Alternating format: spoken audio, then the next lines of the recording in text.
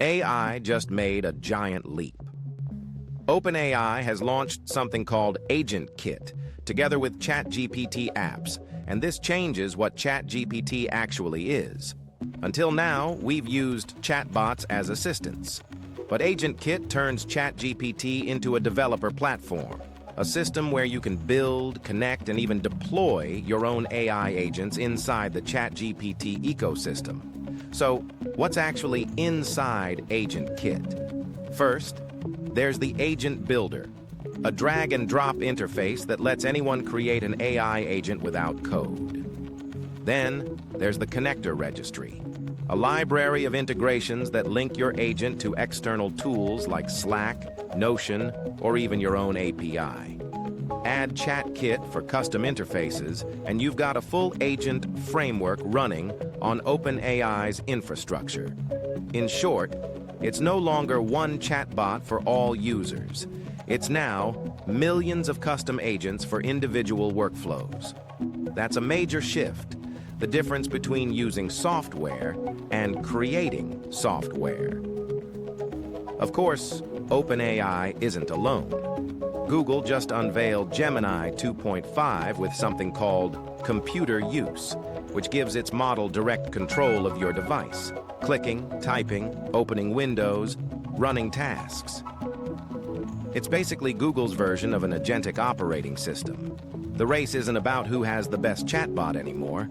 It's about who builds the most powerful agent platform.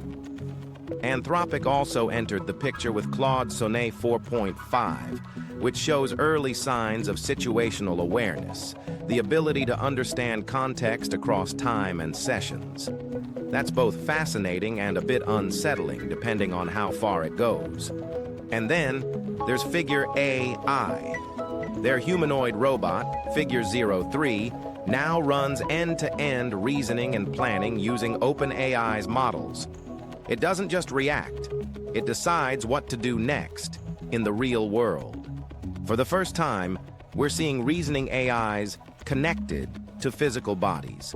So what does all this mean? We're watching the birth of agentic platforms, AIs that not only respond, but act. These systems could soon manage your calendar, write your code, automate your business, and maybe even operate your home. If that sounds like science fiction, remember, that's what smartphones sounded like 20 years ago.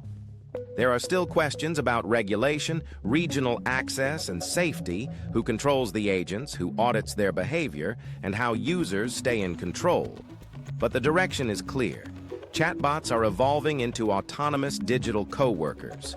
If you're curious, now's the time to start experimenting. Try building a small agent yourself, even a simple workflow bot using OpenAI's new builder. Because soon, knowing how to design and manage AI agents might be as essential as knowing how to use the internet itself. Thanks for watching. And don't forget to subscribe for next week's update on the world of AI.